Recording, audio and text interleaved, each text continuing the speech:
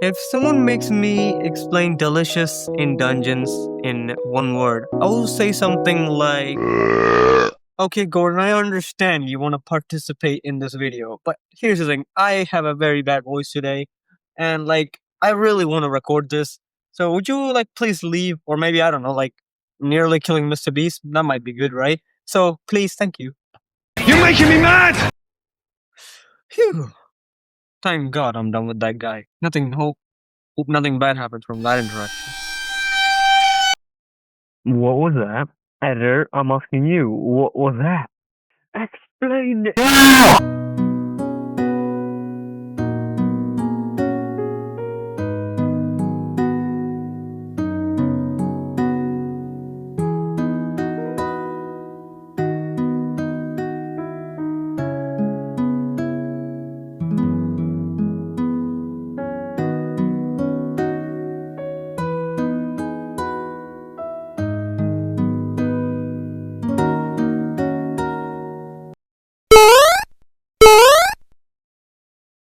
Delicious in Dungeons, also known as Dungeon Meshi, also known as "Oh, it's me, Gordon Ramsay, just got reincarnated again," is basically a show which hit my forehead a few weeks ago, and now I cannot live without it. It's worse than a drug. And the reason being the fact that this show is quite interesting, and I haven't seen that many shows other than maybe Food Wars, which focus on literal food.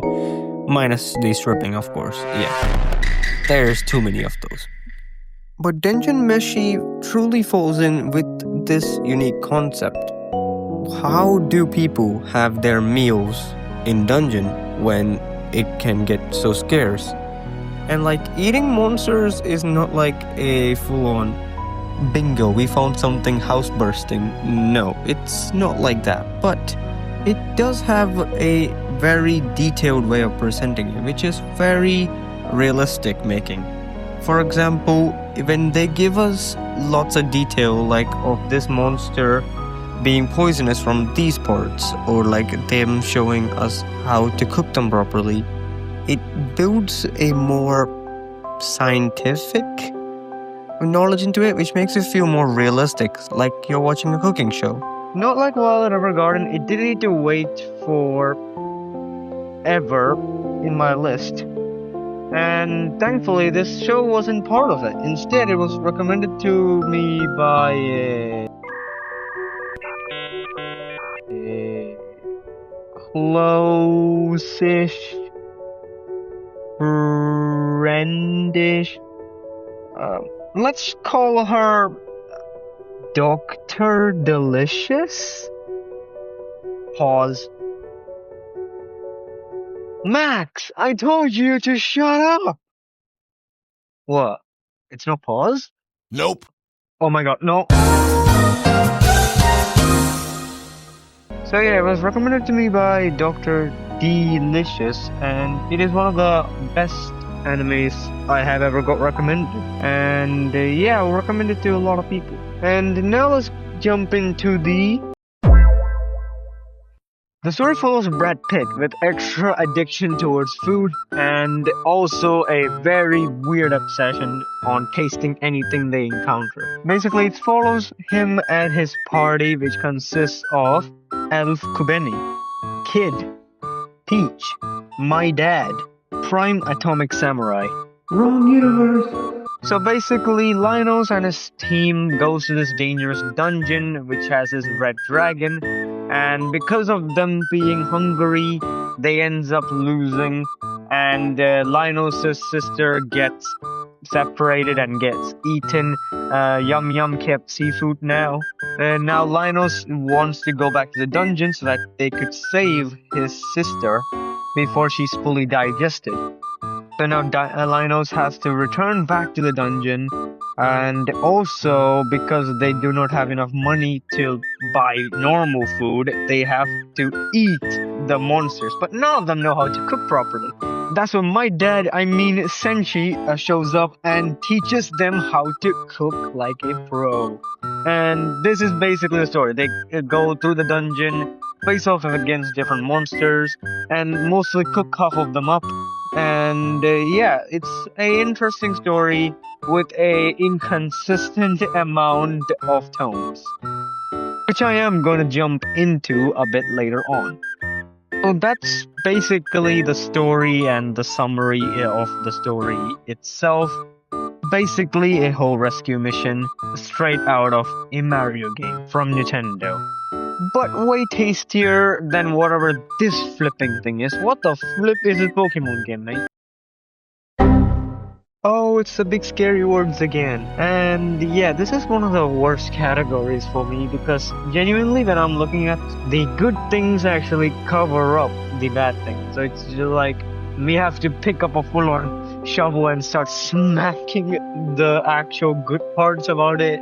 Yeah, that's how I get these negatives. And I managed to get two.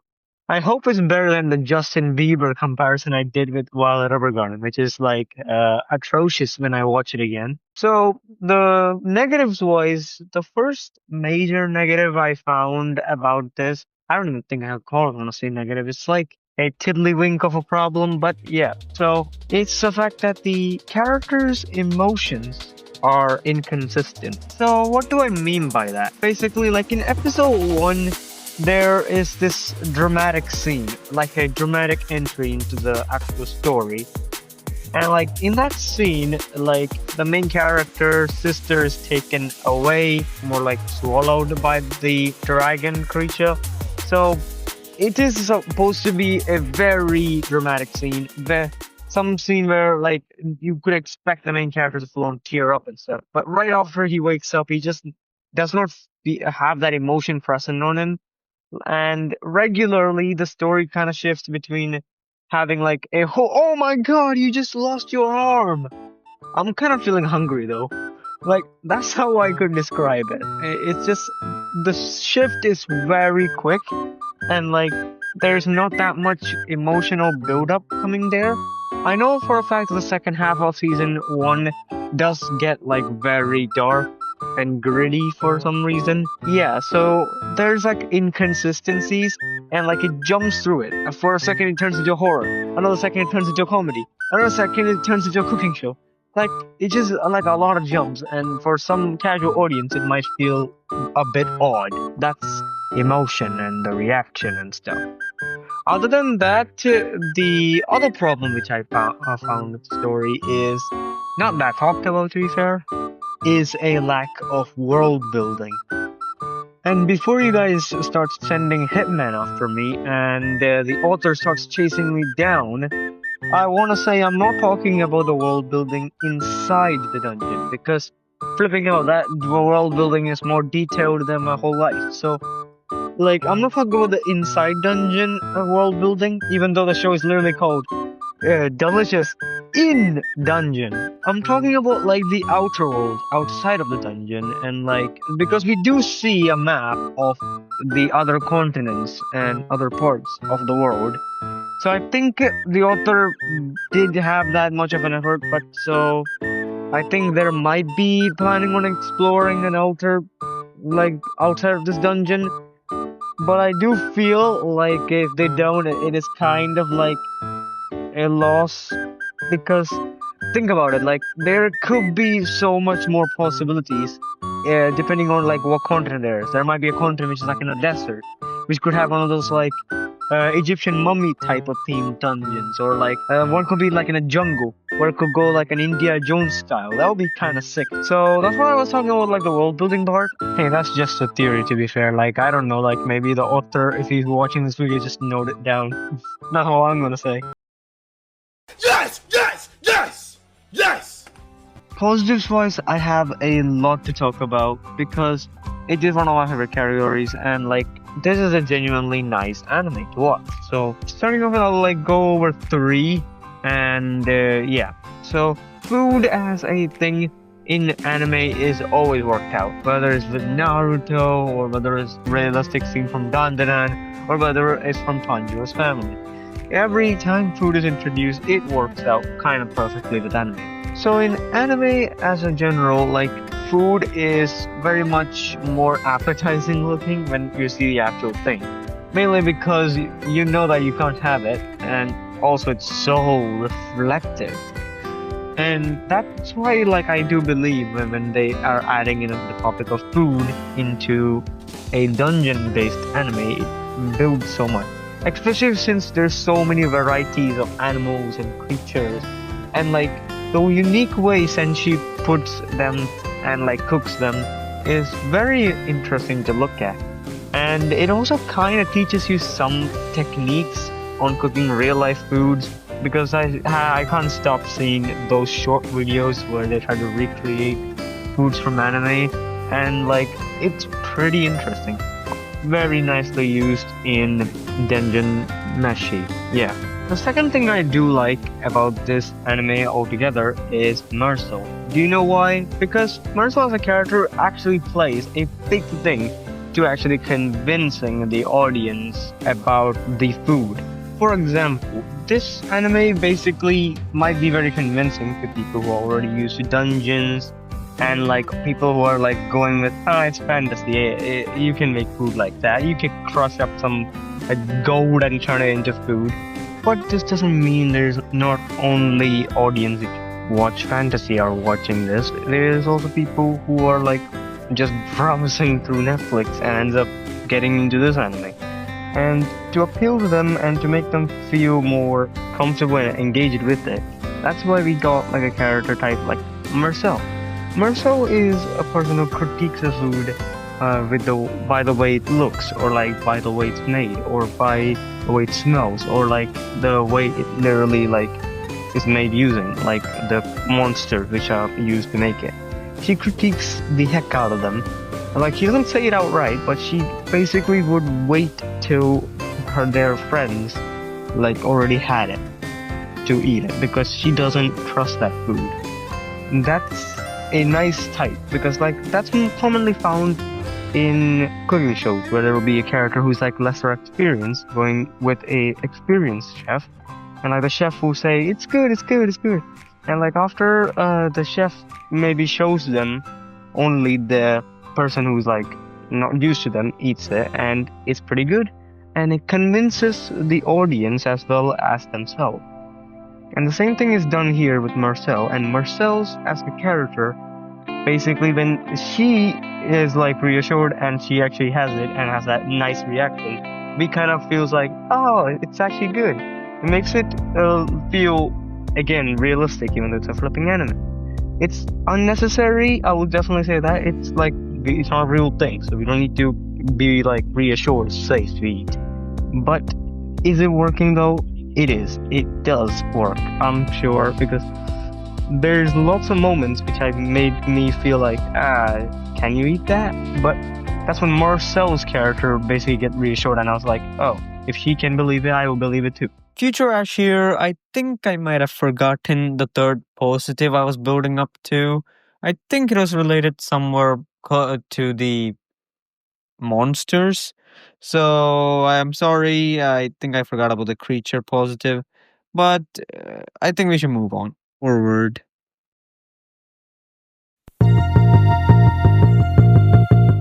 This anime is definitely a 10 out of 10 for me. I'm a huge fan of comfy series here and there, even though I also love a lot of shonen shows.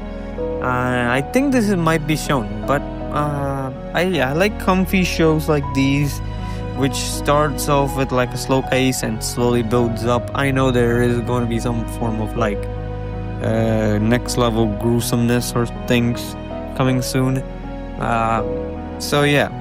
My favorite episode out of the entirety of season 1 gotta be episode 4, genuinely because I did love the concept of golems being used as farms, which sounded pretty cool, and I also like the way they're trying to do the world building, like the goblins living in I'm not going to spoil that much, but yeah, I personally like that episode a lot. And my favorite character definitely has to be Senshi. Is that how you spell it? Senshi? Yeah. Senshi is the goat. He's just like my dad, and he is amazing. Every time he shows up, I know we are going to get a nice level of teaching. Plus, I also think that the Hindi dub has Amitabh Bachchan as the voice actor because, like, Loki, every few minutes he talks, it sounds like Amitabh Bachchan. So, yeah, that's my total verdict and concluding opinion of this anime. First of all, Happy New Year by the time you're watching this video. Second of all, thank you. Because this is the year I basically released this channel, and I gotta say, it has been tough to upload quite regularly. But I am quite glad that some of you subscribed, whether it's from my short videos or it's from the long form videos. And I also got some nice comments here and there with my previous review video. Huge shout out to them. And yeah, I'm very grateful for your guys' support. Even if 4 of the subscribers I have right now is just my family members, I don't care. There's still 5 people who are genuinely liking this channel, I believe, hopefully. So yeah, and make sure to subscribe. I usually don't say this in my channel, but please, it's 9. I would do it if I'm a random person too. And yeah, I'm sorry about the editing and the audio and everything. It's my fault. Max, I gave Max a very tight schedule. This video was supposed to release somewhere around January, but I wanted it to go down with a bomb, and I thought it would be a good idea to make it a review video. So yeah, that's how it ended up here. And I didn't go that deep into dungeons, delicious dungeons. Sorry about that. Maybe I might make a fixed video later. Yeah, anyway, very much thanks for this year. I do plan on making better videos, and I hope more people can join the team, and so I could continue. I don't know what I'm saying. It's just I'm planning on taking this in a one take, so this might get very messy. So thanks. I think I said it 3 times already. I do plan on doing more Minecraft videos. Don't worry about that. There's tons of ideas back there. And I also do plan on going forward with more manga. I did release one short back there, and I don't think it's performing that well, but I do plan on doing more indie mangas because I am writing recently. So yeah, that's all I can say for now. Anyway, I hope you guys all stay solid, not liquid, not gas. Please stay solid.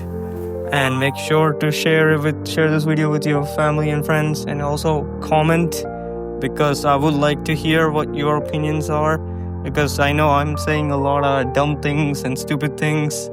So yeah, stay solid and goodbye.